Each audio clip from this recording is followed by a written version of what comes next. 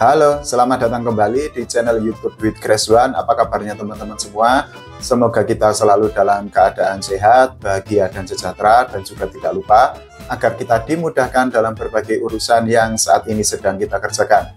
Oke, di konten hari ini, di video kali ini saya akan membahas tentang PT Sritek yang akhirnya dinyatakan pilot oleh Pengadilan Negeri Niaga Kota Semarang.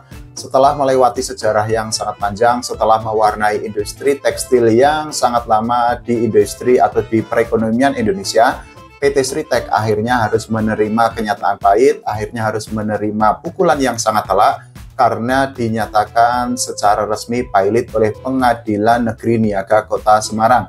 Ada banyak faktor yang membuat PT Sritek yang akhirnya dinyatakan pilot. Tapi sebelumnya kita akan membahas terlebih dahulu tentang sejarah PT Sritek itu sendiri.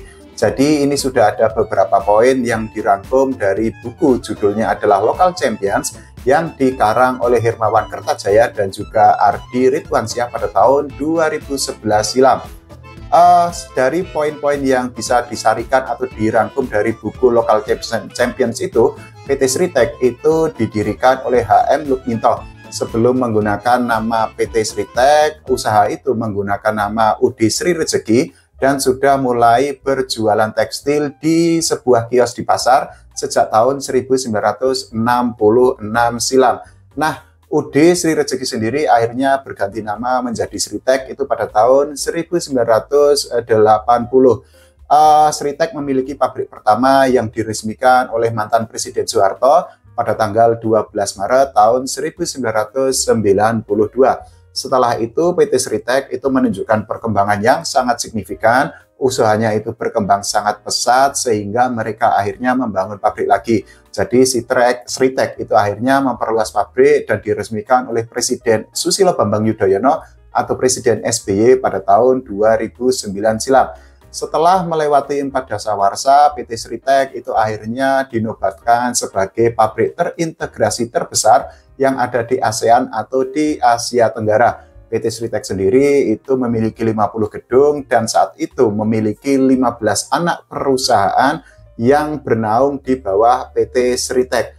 Nah, dari kesimpulan itu kita bisa mengambil fakta bahwa PT Sritek itu sebenarnya merupakan pemain utama di industri tekstil sebelum akhirnya dinyatakan pilot oleh Pengadilan Negeri Niaga yang ada di Kota Semarang.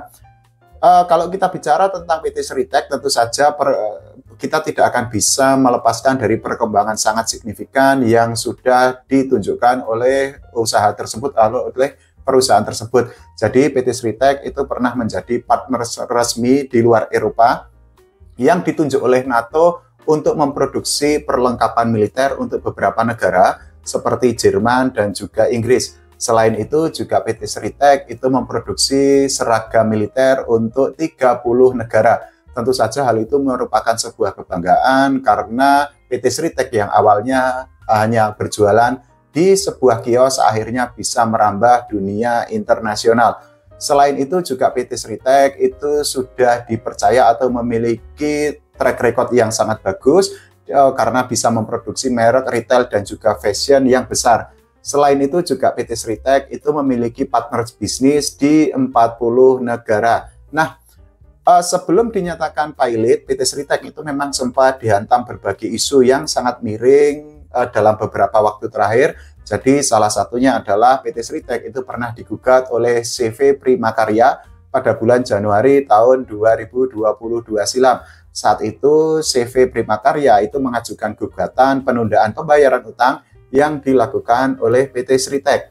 Nah, selain itu juga PT Sritek itu sempat digosipkan akan bangkrut dalam beberapa waktu terakhir sebelum akhirnya mereka dinyatakan pilot oleh Pengadilan Negeri Niaga Kota Semarang.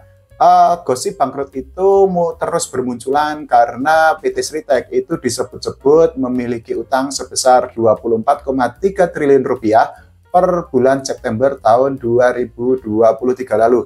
Utang itu terdiri dari utang jangka panjang dan juga utang jangka pendek. Selain itu juga gosip bahwa PT Sritek itu bangkrut bermunculan karena saat itu ada isu bahwa pendapatan yang didapatkan oleh PT Sritek itu tidak menutupi utang perusahaan. Saat itu total pendapatan aset disebut-sebut atau dikabarkan mencapai 10,3 triliun rupiah. Nah, selain itu juga PT Sritek itu mengalami kendala yang sangat berat karena saham Sritek di Bursa Efek Indonesia atau di BI itu dibekukan oleh Otoritas Jasa Keuangan atau OJK pada bulan Oktober tahun 2022 silam. Saat itu PT Sritek dianggap tidak memenuhi kewajiban laporan keuangan secara tepat waktu.